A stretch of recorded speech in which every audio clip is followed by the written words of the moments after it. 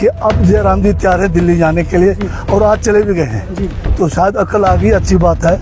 ऐसा बेवजह बात की खाल उधेड़ने के काम जो है आपके नेता प्रतिपक्ष करते हैं। जो हमारा थुनाग में हॉर्टिकल्चर फॉरेस्ट्री का जो हमारा कॉलेज है नॉन यूनिवर्सिटी का, वहाँ जो है क्लासेस लगाने के लिए अभी सुरक्षित नहीं है। और निरीक्षण तो इसलिए कर रहे हैं कि ये कितना काम इसमें बचा है, क्या है।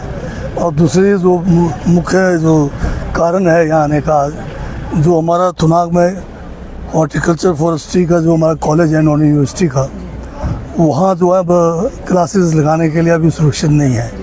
तो उसके लिए एक उचित स्थान की जो हम तलाशी कर रहे हैं।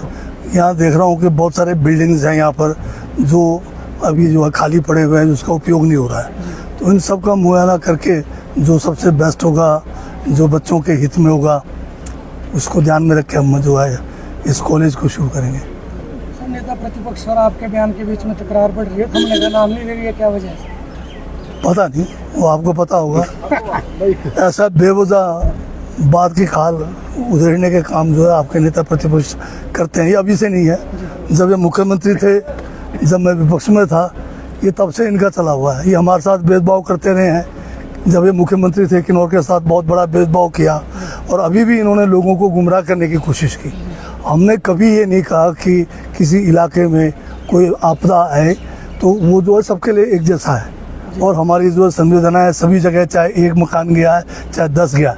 हमने केवल इतना कहा था कि जब पिछले बार 2023 में पूरे प्रदेश में एक उस किस्म की आपदा कभी पहले नहीं आई थी, जिसमें हज़ारों लोगों के मकान बह गए, कई 100 लोगों की जानें चली गई।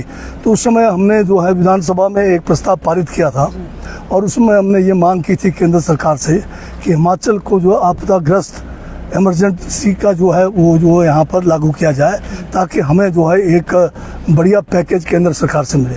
उसमें जयराम जी उस समय जो है नेता प्रतिपक्ष थे, उस समय भी अब भी है, पर उन्होंने सहयोग नहीं किया, वो उस प्रस्ताव के विरुद्ध में गए। दूसरी बात, उस समय हमने ये कहा कि आप भी दिल्ली चलो, क्योंकि इनकी दिल्ली की में इनकी भाजपा की सरकार है, तो हमें कहा मदद मिलेगी आप लोगों के आने से। पर उस समय जयराम जी हमारे साथ नहीं आए। तो मैंने ये कहा सिर्फ कि अब जयराम जी तैयार है दिल्ली जाने के लिए और आज चले भी गए हैं, तो शायद अकल आ गई, अच्छी बात है। तो उसमें कोई खराबी नहीं है। पर सिर्फ मेरा इतना कहना है कि ये जो आपदाएं हैं ये किसी एक विशेष जगह पे नहीं है, प्रकृति का कोई पता नहीं कब कहाँ आएगा।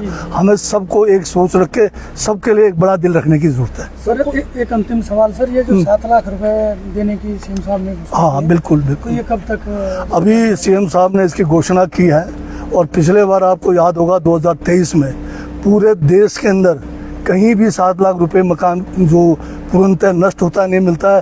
केंद्र सरकार से आज भी 1,50,000 रुपये देते कुल। पर हमारे माननीय मुख्यमंत्री जी ने यहाँ पर भारी आर्थिक तंगी के कारण और हिमाचल के साथ केंद्र के भेदभाव होने के कारण भी बावजूद ये कहा कि हम 7 लाख रुपए हर मकान का देंगे। वो अभी जो है उसका SOP बनना है और शीघ्र दिया जाएगा। सर, भवन निरीक्षण के बाद कुल मिलाकर क्या कहें, बच्चों के लिए क्या उम्मीद रहेगी यहाँ के लिए? नहीं, मेरे तो अभी बच्चों का एडमिशन भी शुरू हो गया है। फर्स्ट क्लास जो है क्लासें भी बैठनी है, तुरंत बच्चों को एडमिशन जिनका हो चुका है उनके क्लासें भी लगानी है। जो बच्चों का पेपर अभी होना रहता है, इन सब बातों को ध्यान में रखें हम तुरंत फैसला देंगे।